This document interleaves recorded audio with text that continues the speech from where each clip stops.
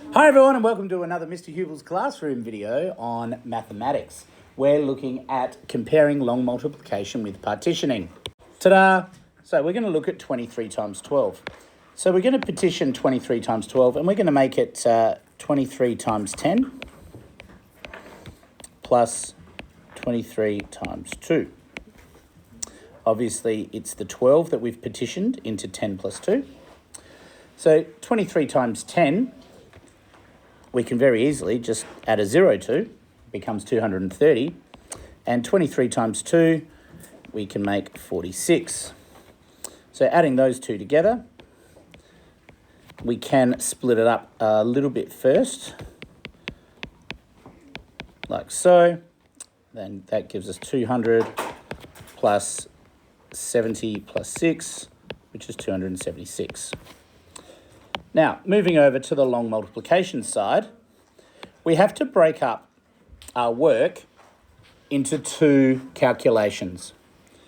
We have to do 2 times 23, which you can see we've got here, and then 10 times 23, which is the same as over here. So let's work our way through it.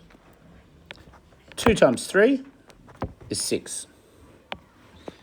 2 times 20 is 40.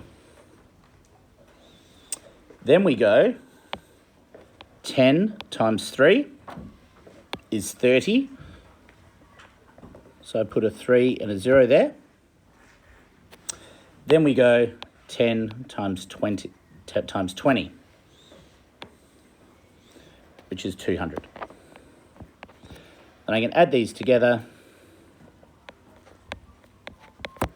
and I magically have the same answer. I'm glad that worked out. That would have been embarrassing. Now, there's some connections that we want to draw here.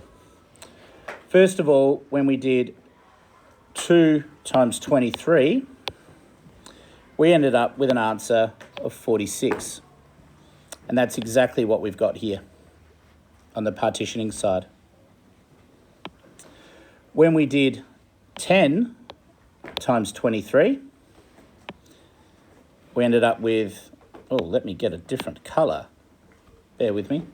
Don't use that. We ended up with 230, which is exactly what we've got over here.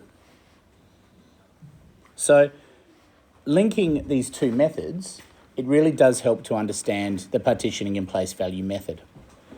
So go off, have a go at some on your own, and best of luck.